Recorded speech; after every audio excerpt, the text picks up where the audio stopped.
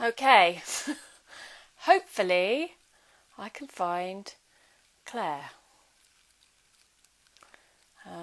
Let's see what's going on this time. Just for a little bit more. Nope. I don't know what's going on.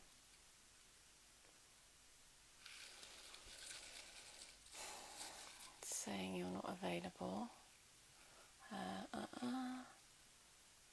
Press. This. I do apologise about this, guys. I really, really do. Nope. So what I'm doing right now is I'm trying to see who's up here, but of course I know that Claire's here.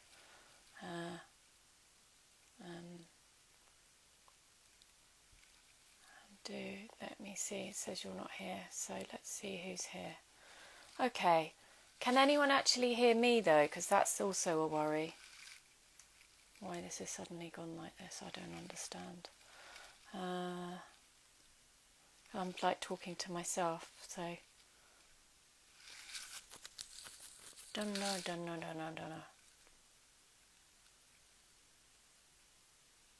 No, very strange. There's 35 people. Okay, so at least, everybody can hear me. We just need to find Claire. So, Heather, perhaps you could help me look for Claire. And hi, Rahimor. It's so lovely to see that you're on the call. I mean, I'll start ad-libbing until we can find Claire, and I do apologise. And I also apologise to Claire because I know she woke. Ah, there she is. Yes. Yes, there she is. Clever. Oh, she's on it. Yay, she's there. Waiting for you. That's what it's saying. This is like I'm sorry if I'm a bit like the Nana. Yes. Classic. It's like Nana's got the tech. Yeah. I've got my son to bed on time. I've hoovered. I've even got a bit of preen on for you, and I'm looking quite dark. Put some earrings on for you.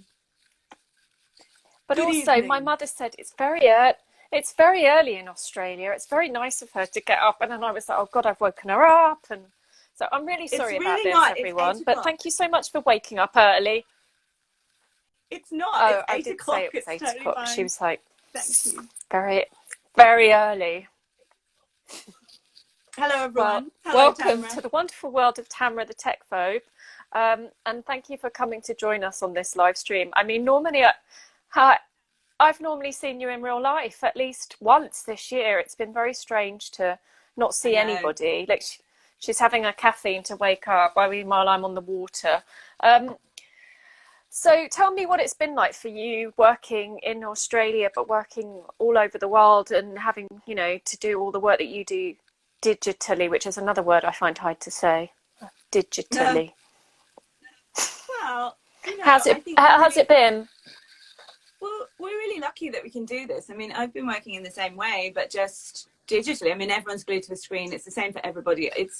I am a million miles away in Australia, and it does feel quite disconnected. But everyone's in the same boat, so life is through a screen now. So I feel like it hasn't been that much different to how it's been for everyone else in Europe with lockdowns. We had a fierce lockdown in Melbourne, but where I am in Sydney, we've actually been living in a strange bubble. So we've had 0 cases for 25 days now in New South Wales. So it's a strange thing. I feel like I'm in a gilded cage, that it's very lucky to be here and be healthy, and be almost cushioned from some of the effects, perhaps not economically. But I doubt we can get out of this place. Okay. I don't know when they're going to open up flights.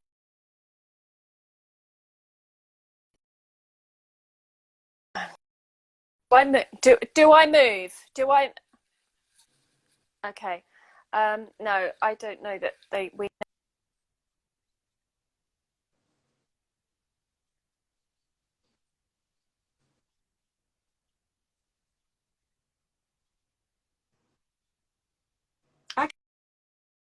Here, but it's definitely. And Patrick's telling you from America that you're looking gorgeous, which of course she is. But I'm worried that I'm lagging. So while I'm. Don't worry, I can see you. I can hear you. Okay, so right, okay, yeah. it's been a very funny day because we've been doing lots of the pre-recordings as well for all the stuff that's coming up, and I've sat in this bench, but the gym's open today for the first time in a month, so for us it was exciting, like I could go to a gym class. I mean, this is supposed to be this massive change. Yes. And I was thinking about talking to you about, like, is this a cultural shift that we're experiencing in terms of sustainability? And then the first thing I do when I wake up here is look at the news in Europe, and it was like Wild Wednesday. There was a stabbing outside of M&S in Burnley. There were there were quite English crowds. They weren't that crazy looking crowds, but there was supposedly crazy crowds outside of Debenhams desperate to get other bargains. Well, Debenhams, because they're getting the bargains.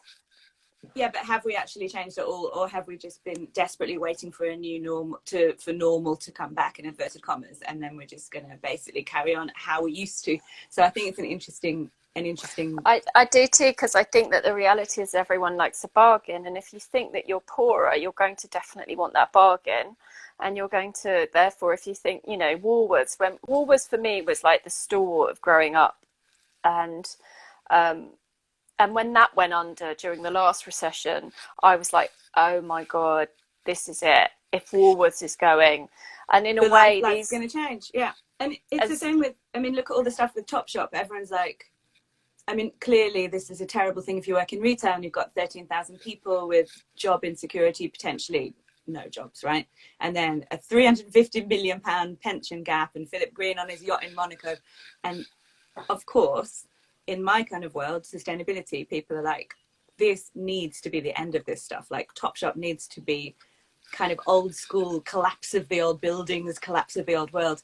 But I'm not sure, because then the other side is, will we just swoop in with Boohoo? And will all the slack be taken up by exactly the same unsustainable format of retailer, but just an online new gen one? I mean, he didn't pivot because he was famous for having a Nokia and being like this and thinking that he was so clever. You worked for them, didn't you? Because we were talking about this offline, saying our history is tied up with this stuff. Because I styled their first reboot, which I think was before he came on, and then I did style a show for them. And I have really amazing memories of the PR team there. They were always really kind to me and my clients, and I saw it as a democratization of fashion, and it allowed new gen talent to have a platform and to get paid early on. But the waste levels weren't at the consumption levels. Then it got out of hand, and I think that is a problem. But do I think that we should have access to clothes at a price point and allow those brands to grow into a business? Because we're not taught business enough. We're taught some kind of like fantasy of growth without an accountant, without a decent business plan. If you're going into fashion, in fashion, but also me. I mean, I was being offered a mortgage, and I thought, no, I can't have a mortgage. This was years ago, and actually, everybody else was getting a mortgage. But I thought, oh no, it's not for the likes of me. Juki, are you up? My son's now up. It's all gone freestyle. Like, go to bed, babe. Please. Join us. We'll go in my bed then, darling. You see this as well. He probably will. He's got his opinions about it. And I think that the thing is that the shift is that that way didn't work, okay, because it spiraled out of control. But if we don't have stops and checks, the next will, you know, I mean, Boohoo's share price went up again when the report by their QC, I think her name's Alison Levitt, came out. Now the chairman is going to even after all the give evidence stuff. The chairman of the company is giving evidence to the Environment Audit Committee very soon, and that's a good step. They have brought in public affairs, who attended a meeting that I was hosting yesterday for the all-party parliamentary group on ethics and sustainability and fashion. They've all brought them in new because they didn't have these people in place, which highlights problems. I think that, you know, it's one thing to say educate the consumer. The consumer either knows or they don't know, or they don't want to know. And I think a lot of people don't want to know.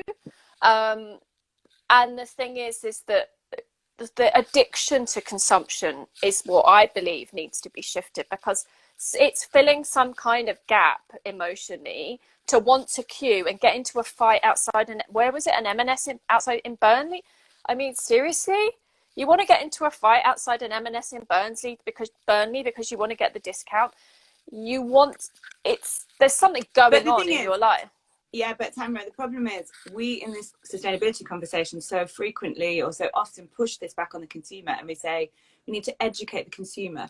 And in a way, what we're doing is passing the responsibility buck to I don't think it's the about people that. who don't deserve to hold it. The people who ought to be changing the system are the people in charge. We should be regulating better. And the people who are running these businesses and whose pockets are deep enough to plug the pension gap ought to be the ones who are steering us towards a more sustainable future. And I know that's like a kind of Pollyanna thing, because why would they? They're getting rich off the way that the system works now. However, I really think it's dangerous to be pushing this onto the customer and saying, you know, I do it myself. I don't think it's about the shift. Yeah, the shift is down to us. We've got the power. Well, we also need those other two players to make the triangle stable, right? So if we don't have proper regulation, and if we don't have business leaders with some kind of decency, then we're just not going to be able to bust the system and change it. So I really think it's a hard one, because it's so easy to. I just did it then. I was like putting the shame on the sales shopper, and we've got to be careful about that. But we did have in the UK, I can't talk about other countries as well, you know, Philip Green was made business advisor to the government, and he did at that time, as he still does, have the business in his wife's name, who was a tax exile living in Monaco. And this is all legal. It's not illegal. It's just people who've understood how to work a system that will work to the advantage of those with the most. And when I worked in Parliament, we got an awful lot of what was called casework about the scandal of the pensions and BHS, British Home Stores. BHS to me could have been a fantastic opportunity to have UK homeware, you know, the clues in the name. They were good at lighting, they were good at interiors, and they were asset stripped, and he's consistently asset stripped. Yeah. And that's a big issue if the government or people in leadership turn a blind eye to asset stripping and then have to prop up pensions for people who have worked for a company, you know, especially people in retail. A lot of them have worked in retail for a generation. You know, it's a job people, it's hard on your feet, it's a long hours. You've got to be, you know, it's a difficult job actually in the pandemic. There's been escalations of abuse on people working in retail. Jesus Christ. Then you're stealing from them. This is not the way that we should move forward. So I really hope that scrutiny, I mean, the news on Brexit is it's not going to be less red tape. It's going to be more red tape. But actually, we need more red tape on legislation on things like this, because it's exhausting for us again. There's another billionaire who's got off scot-free, who's on the boat, who's living the life of Riley, and someone doesn't know if they've got a job because it was mismanaged. I was thinking two things while you were speaking there. One was, did you notice the kind of prevalence of eat the rich signs that were there during the Black Lives Matter protests at their peak in kind of July? Really interesting. I think, I was about to say we need a revolution, but a peaceful one. I mean, we've just got the wrong people in charge, haven't we? Well, we have. But there is a swing towards this feeling of kind of real, and I think, you know, it's obviously always been there bubbling under the surface, but there was a story in the Atlantic around that time that had said it's the, like, not since the times of Marie Antoinette have privilege and being loaded been so out of vogue, if you like. They probably didn't say vogue, but, you know, vogue's out of vogue as well. Like, we're moving into like an era where this kind of hierarchical exploitative system is just pissing off a lot more people than it had done maybe, I don't know, when times were slightly less stressful pre-COVID. But maybe it was easy to ignore it before this time. But I feel like we need a quantum shift where different kinds of power sharing happen, and we actually really need to agitate for a different kind of government. I mean, it's really interesting, isn't it? Just seeing that, if you want to bring it back to fashion, how uncool it is to be hierarchical. Like this picture of Philip Green on his £100 million yacht is really irritating people. And yet, when I was first working at Vogue, and when you were probably first styling, or maybe, I don't know, maybe this is a kind of peak 2000s thing rather than a 90s thing. but this idea of being super rich and ridiculously, you know, models getting out of their Learjets and styling shoots that were all about hyper affluence, that's gone. People are like, ugh, yuck, I don't want that. I do think it's interesting, and I think that people are, I mean, when I was starting the Fashion Roundtable, it was more about, people were like, what is she going on about? Like, legislation, policy, you know, like 1 minute she's a stylist, the next minute she's talking about a baby, the next minute she's all like this. I was always like that, by the way, but I think that now it's like, you know, I see it, so many people are like, hang on a minute, we've put up with this shit for too long, and they've had enough. Whether it was the Me Too movement, I mean, the stuff coming out about Gerard Marie, the model agent, is so upsetting. You know, to read that, to see those highlights of that endemic abuse of models that was going on in the 80s, that I witnessed in the, you know, experienced in the late 90s with a massive photographer, and was told to just think should be flattered. The way that we were paid, the hierarchies about all of that, then the global stuff, the racist stuff, the Islamophobic stuff, it's exhausting. And people have had enough of it. And a lockdown, you know, I mean, all of us watching effectively a lynching on our screen of a gorgeous man being lynched by a policeman, and feeling impotent, and then going, enough.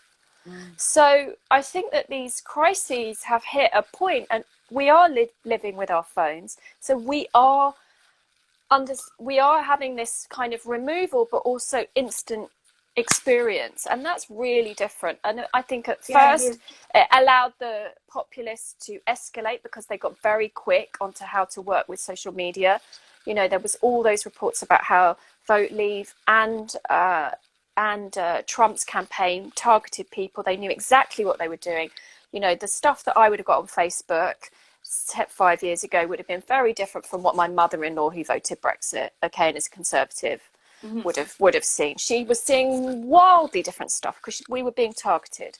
Well, and when you target people in that algorithm, but now what's happening is we're all engaging in new ways. The left has, thank God, started to get wise to how to be smart about digital, and to how to share and be more open access and less snobby, perhaps. We're seeing the Midas touch of the Vote Leave all being taken out of Number 10 and Downing Street. We're seeing Trump trying to claim there was fraud when there was no fraud, and even his own side. And we're seeing the lunacy of it. And we're seeing the disgust of people understanding once and for all that a slave, probably a child, made your clothes. And it's a sick feeling. Once you have that sick feeling, where do you go with that? Because it's not about being preachy. It's like the addiction makes you feel sick now. Him on his yacht makes me feel sick, quite frankly. The experience I had of the workers who worked with me and did lovely work, and probably worked really hard for, you know, the Jane Shepherdsons, and who's now at My Wardrobe, who launched Topshop. I don't put them in that light. I don't put the wonderful people I met when I was styling in that light. The press office and the team in the retail. It's that leadership drilling out the assets that's the problem. I just wanted to share, there was a comment there that said, a peaceful revolution, how does that work? Which I thought was interesting. And then, nothing changes without legislation. Thank you for all your comments. It's good to read them. Yeah. Here's another good one. We need governments to make all business take extreme responsibility with the path to purchase and the path past. Okay, the Together Project. But I think, peaceful revolution sounds like a contradiction in terms. There's another one here saying about greenwashing. Oh, here we go. This is Heather, but saying that's why the fashion industry needs to unionize. It's interesting what you were just saying then about decent people working in these big corporations that so often clearly lead the unsustainable charge. I've got a podcast called Wardrobe Crisis. Shameless plug. We've just started series 5. It's brilliant. We've just started series 5, and it's past the mic theme. So I've stepped out of the chair for the first time, in the interviews chair for the first time in 3.5 years. And our first guest host is Aja Barber. And today, the new episode, which she is interviewing for, her guest is Calcadon Legesso, the retailer in the UK in Exeter from Sancho's. And they have this really fascinating conversation where they talk about that. And Calcadon is saying, you know what? there are good people in these organizations, and yet we seem to be able to almost dehumanize the idea of corporate culture and say, oh, well, you know, it's the corporation, it's big business. But we have to remember that big business is full of employees, and these are people like you and I. They're humans, and they can be persuaded to, I mean, of course, the system's locking them in. So listen to this debate with them, because I was like, yeah, but they're not changing. But the fact is that we can all think of if we work in sustainability, then but also we can have a friend that works for one of these big bad fast fashion companies, right, trying to change it from inside. So people are at the core of it. Mary Portis's book, Work Like a Woman, I mean, there were it's good, many points that I was like putting my pencil under, because she also talks about being honest about how women don't have to work to the same objectives and the same paradigms. And I think this is actually true for anybody. We have to ask ourselves, does this work? So for me, like, of course it was frustrating about the Wi-Fi just suddenly packing up, and then my son's just decided, right, you know what, this is a great excuse to crash in the bed with mummy. Like, oh yeah, okay, fine, but that's life. This is life. And he can now give him back chat from the bed. You know, this is life. And if we're not honest about that, and my career definitely has had, you are being honest, darling, that's right. If my career never went like that, and as a stylist it never went like that. I was constantly like thinking, right, I've got to switch to this or that, and this next thing that I'm in now wasn't a thing that I started, but actually it makes so much sense, because I was always obsessed with politics and really quite cerebral. And yeah, I love the industry I was in, but the industry needs people who love it to help it move up, because it's not, you and I share a love of it. We share a passion for vintage clothes, and we've been in it for a long time. We're not speaking from a place of like hatred. This is from a place of passion for a fantastic industry. And I love the way that the outsiders and the people who maybe haven't been part of other systems gravitate towards the fashion industry. It's pioneering in that way. And I think that's something that it needs to be applauded for. But where the problems are is that it's not getting its representation, legislation, policy agenda up the chain, because this is against big business. But we are a big business, but we're just not being coherent enough. And second of all, it's like, you know we need to change. And I'm really feeling that out of the conversations we're having this week, I thought, oh, well, we'll have these conversations and we'll have these conversations. But what I've met with so many fascinating people that we work with a lot, and people like you who are groundbreaking, and it's clear, a manifesto. I know you've written manifestos, but something has to shift, because we've all got the solutions. We all know we don't want this massive, massive growth. We're all kind of saying, you know what, we kind of know when enough's enough. And yet the model of business is growth.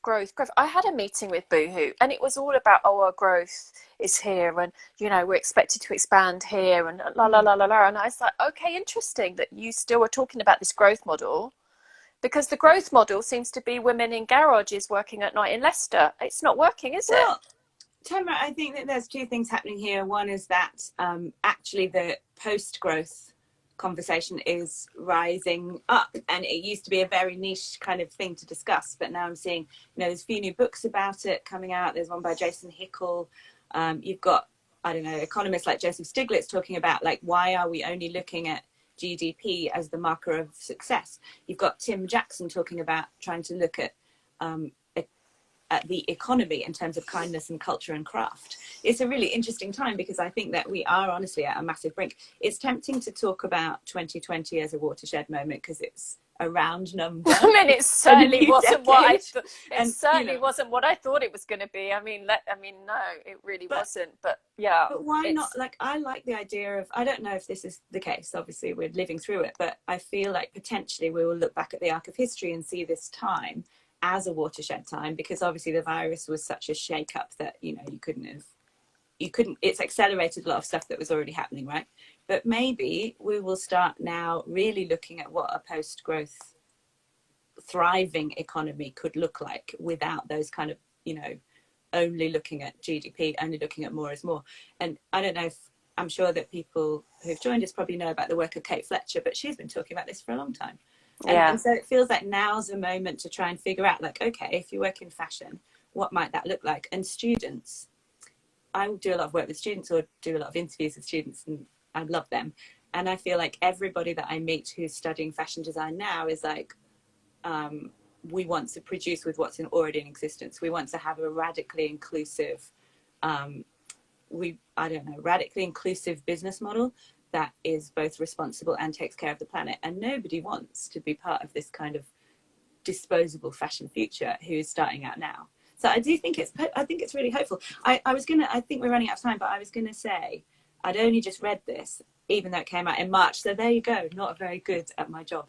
But in March, the European Commission put out the Circular Economy Action Plan, right? Did everyone see that? Because I didn't. But essentially, it's about, all right to repair, which you've already got in France, and then a kind of radical kind of uptake of curbside recycling and textile recycling. That's actually happening legislatively, and I didn't even notice. Now, where I live in Australia, no one's collecting your textile waste, although they're trialling it in local councils. But if you couple this stuff, if you put together the student impetus, the next generation, with leading, the European Commission at least, and some of the Nordics changing legislation around this stuff, I reckon it will change. We'll stop. It'll be illegal to produce clothes and chuck them in the bin. Maybe. What do you think? That'd be good. I think the EU is always going to lead the way on this. The tragedy of my country, the UK, is that we're leaving the EU. The 10-point plan doesn't mention fashion at all. The green plan that Boris unveiled recently. I think there are many opportunities for us to lead in these conversations, because it's such a place for such a small country. It punches above its weight creatively, and with great academics and great talent. But there's a missing trick because there's a lack of engagement with policy. So you meet policy people who are like just not aware of the sector.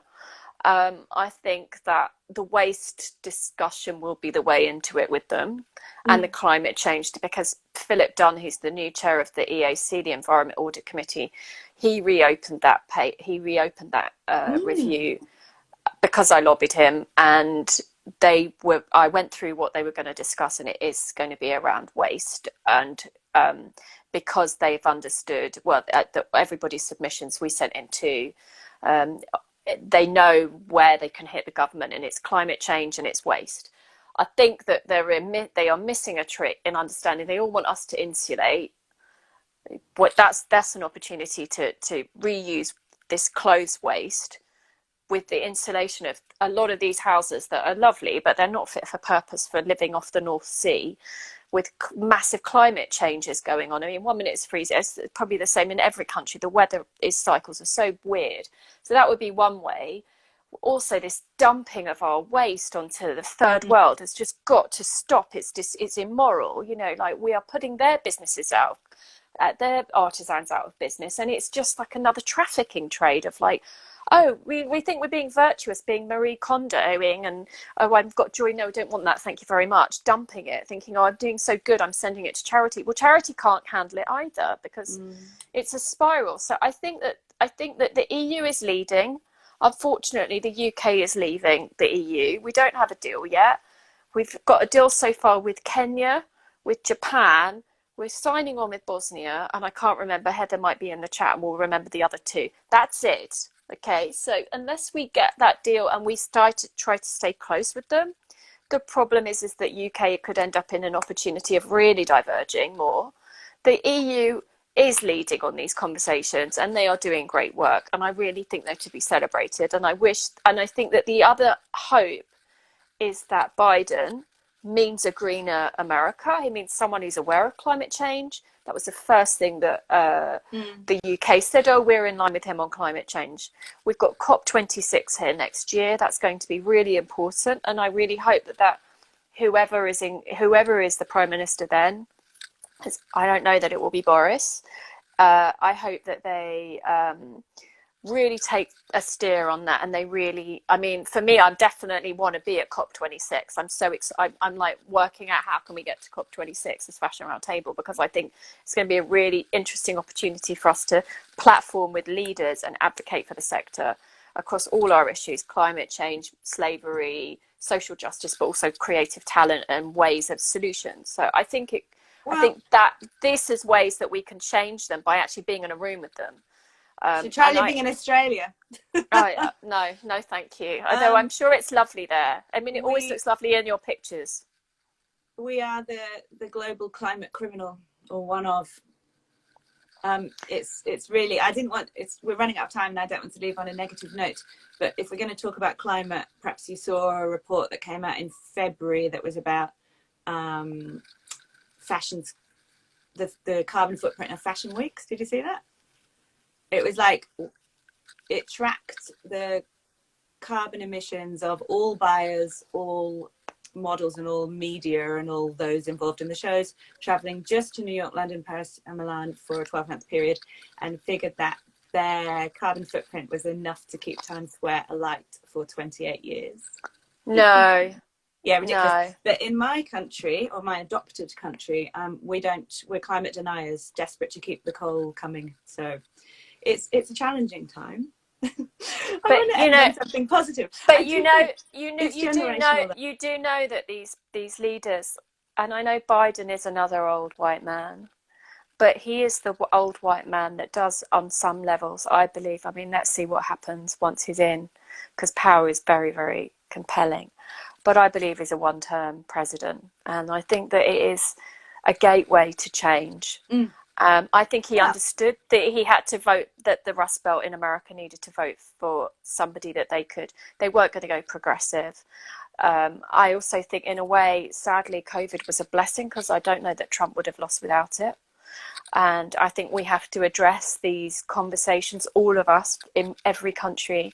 You know, I'm half Turkish, there's a populist in charge there too. England's got effectively a populist decision government now. America's had a populist. You've essentially got a populist. So this has been a very, very good time for the populists. So to get rid of them, to make the change, it's like, well, you've got to wise up to the way they're maneuvering, because they're very clever, and be as clever, which I think we're getting. I think us on the more progressive sides are you, with all the talent you've got on being, you know, on connecting with people. And yes, we've got to educate the politicians, but I think actually we all know that on a lot of levels they're either not meeting people who are educating them, or they know and they don't choose to hear. But I think, you know, obviously with Obama's book coming out, and he's such a wise man, and listening to him, he's like, it goes like this, but the arc is going here. I mean, you work with students. We get a lot of students coming to us, and they are so, the data is there. My son's 9. They don't want this, and it's not because I'm in some kind of like bubble. I'm not. I'm connecting with a lot of people, and the progression is going this way. So it's how we dismantle populism as a global community, and we have to work on a solution.